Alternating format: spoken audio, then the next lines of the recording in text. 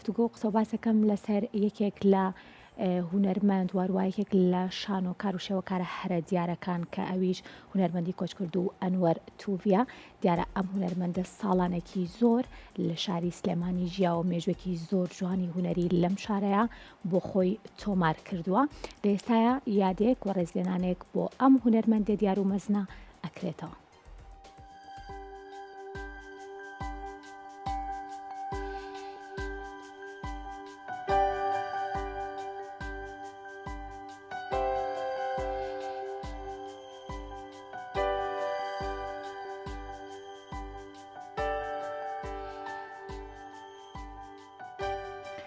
پاژنی وەڕۆی ئەمڕۆ بە ئامادەبوونی کۆمەڵێک لە هونەرمەندانی شاری سلێمانی کۆڕێکی ڕێزلێنان بۆ مامۆستایی پەروەردە و شانۆکار و شێوەکاری شاری دۆک ئەنوەر توڤی بەڕێوەچوو.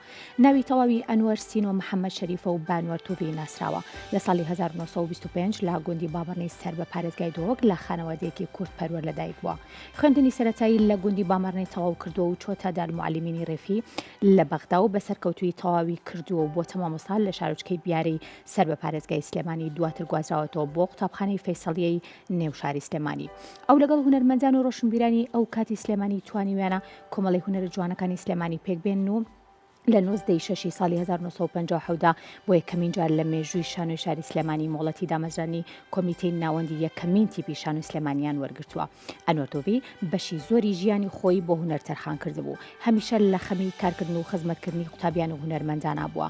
ئەو دوو بەهرەی هەبووە شێوەکار و شانۆ و زۆر جاریش بەهرەی شێوەکاری و نەخشەسازی خستۆتە خزمەتی شانۆکەی. هونەرمەند ئەنوەر توڤی لە 24 دی ساڵی 1994 لە شاری بەغدا کۆچی دوایی کردو و لەسەر داخوازی خۆی لە گۆڕستانی شێخ محەدین لە شاری سلێمانی بە خاک سپێدراوە.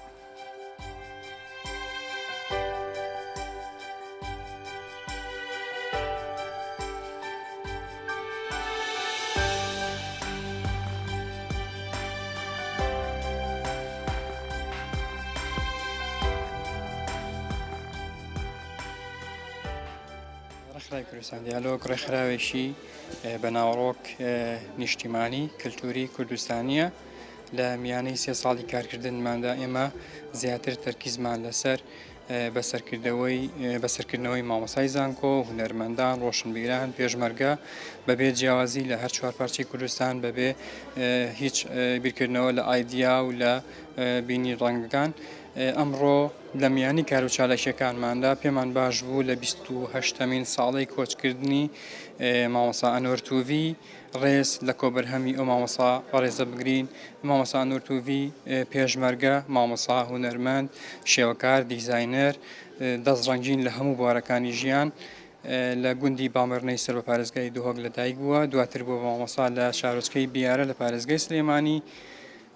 دواتر لە ساڵی 1974 ڕووەکاتە شاخ و دەبێت بە پێشمەرگە و درێژە پێدەری شۆڕشی کوردی و هەتاوەکو ساڵی 1994 وەفات دەکات. بۆ یادکردنەوەی بۆ لە بیر نەکردنی ئەم هونەرمەندە بەڕێزانە، ئەم کۆچکردووە بەڕێزانە پێویستە بەردەوامیان یادیان بکرێتەوە بۆ ئەوەی کە بە نەمری بمێننەوە، ناویان بمێنێتەوە لە ناوێنەوەکانی داهاتوانە.